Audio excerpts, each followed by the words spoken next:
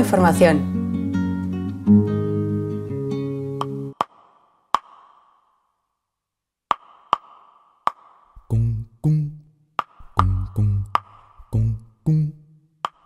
Hoy tenemos una visita muy especial, es un periodista alemán con muchísimos años de profesión y también de relación muy estrecha con Cuba, con la Revolución Cubana. Él es Volker Hermsdorf.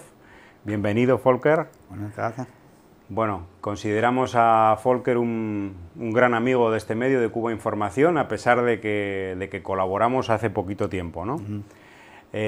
Bueno, una larga trayectoria la tuya periodística, profesional y también de relación con Cuba. Ahora mismo escribes desde ya hace años para uno de los diarios emblemáticos de la izquierda alemana. En estos momentos es el único diario de la izquierda, ¿no? Podemos decir, que es Junge Welt. Bueno, cuéntanos un poco a qué te dedicas actualmente en el campo del periodismo y cuál es tu relación profesional también, informativa, con el tema de Cuba. Bueno, primero muchas gracias que me dan la posibilidad de estar aquí personalmente en Cuba Información y en el País Vasco, que para mí es una experiencia muy especial y muy buena. Yo he empezado el periodismo en los 70s, trabajé como asistente en los noticieros, noticias de televisión de Alemania, un diario de medio izquierda progresista que salió allá, y después muchos años en el sindicato metalúrgico de Alemania como periodista. Siempre tenía una relación con Cuba en diferentes cosas. Cuando era muy joven, era la afinidad para la revolución cubana, para los guerrilleros allá, siempre soñado conocer Cuba, y en 1982 tenía la primera vez suficiente dinero y la posibilidad de ver este país, y de este momento ya estuve encantado del país, el país de maravilla para mí, un país muy bello, con muchas cosas, y lo más importante, las personas en Cuba que viven en Cuba, los cubanos, que me han explicado tantas diferentes cosas. Yo he pasado todas las etapas, del 1982 hasta hoy. Estuve cada año en Cuba. Yo he conocido los años buenos en los 80s, conocido la periodo especial, pensado que va a ser el final para la Revolución Cubana. Después yo he visto cómo los cubanos ya han sobrevivido de esta etapa más difícil en su historia, y hasta ahora cómo se levantan, cómo se desarrollan, cómo está nuevo. Por suerte, tengo ahora la posibilidad, este conocimiento que yo tengo, utilizar en mi profesión, como periodista. Desde 2 años y medio escribo para el diario Junge Welt. Junge Welt era el órgano central de la Unión de Jóvenes en Alemania socialista y tenía en sus buenas etapas más que 1 millón de ejemplos. Cuando era la reunificación de las dos Alemanias, yo soy de otra parte, de la RAFA. Del oeste, ¿no? Sí. Algunos progresistas y periodistas de Junge Welt no querían que se muera también este periódico con tanta tradición, y entonces pueden mantenerlo con todas las dificultades. Hoy existe como el único diario marxista en Alemania, que tiene cada día vende 18.500 ejemplos, que son más o menos entre 40 ejemplares, que son más o menos entre 40.000 y 50.000 lectores. Y en esta parte yo escribo mucho sobre Cuba, en mi viaje sobre Cuba, hago entrevistas, y ya a veces también algunos de estos textos ustedes ya han publicado y salen aquí en Cuba Información. La prensa alemana, Volker, reproduce toda esa serie de mitos que reproducen la prensa de otros países sobre Cuba, ¿o tiene otros matices? Sí, yo creo que hay dos cosas. Primero, la prensa alemana en su gran... la prensa alemana es privado. Entonces los dueños de la prensa son empresas, son bancos, son seguros, y entonces pertenecen a las leyes del mercado. Es un poco diferente como en Latinoamérica o aquí en España no hay oligarquía que son dueños. También existe, pero en general la prensa es una cosa de comercio. Y entonces ellos reproducen todas las noticias sobre Cuba que existen en el mundo, que salen de las agencias grandes. El segundo es que casi como son parte del mercado, siempre están cortando el periodismo. No hay suficientes periodistas profesionales que pueden verificar las noticias. Entonces salen mensajes falsos sin correctura en la prensa alemana. Un ejemplo, si alguna agencia está publicando que en Cuba hay una reunión de 100 disidentes que hacen que la policía está atacando, publican sin verificar si es verdad o no. Y por eso salen muchas cosas falsas en la prensa alemana. Y a veces revisan, a veces no, pero en general el público en Alemania no está muy bien informado sobre las cosas que pasan realmente en Cuba.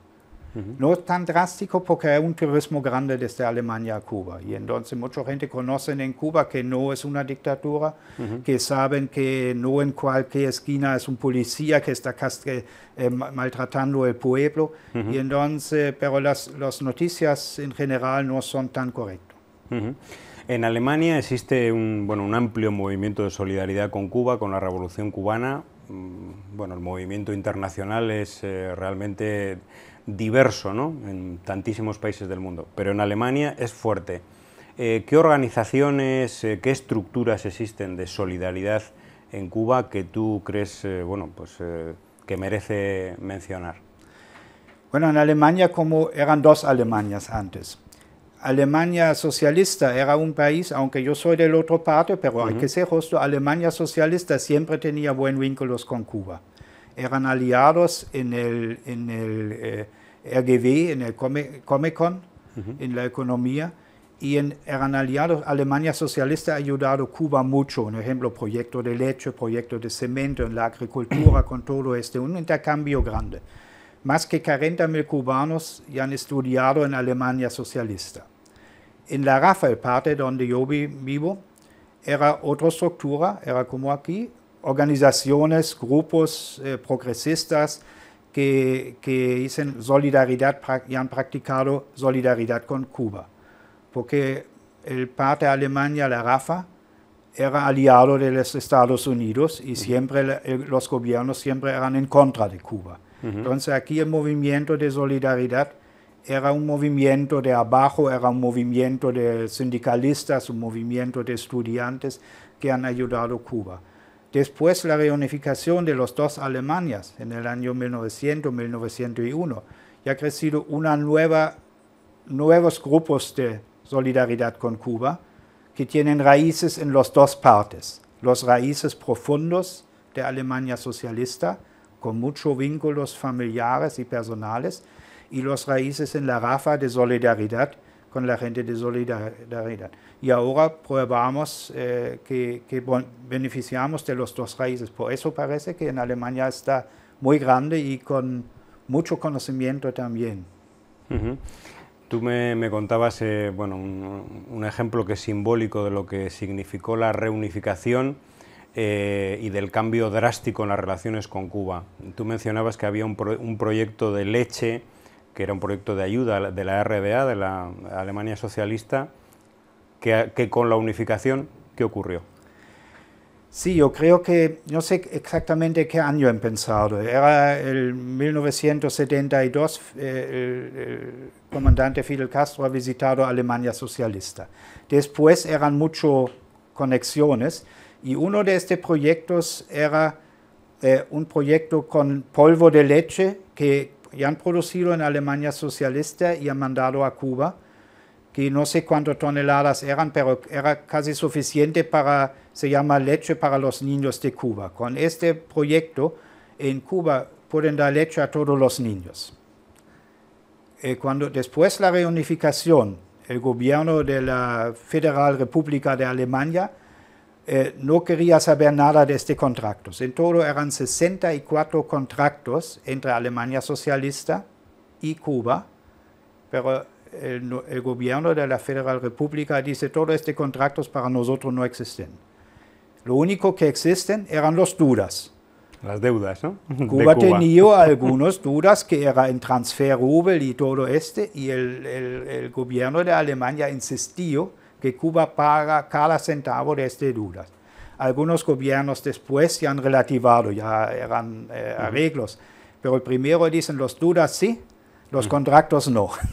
Y entonces el movimiento de solidaridad coge este y el 991, 992 más o menos, y han pensado el proyecto Leche para los Niños en Cuba, que todavía es un proyecto muy importante y muy conocido en Alemania, que es una organización cubasí que se dedica a hacer esto.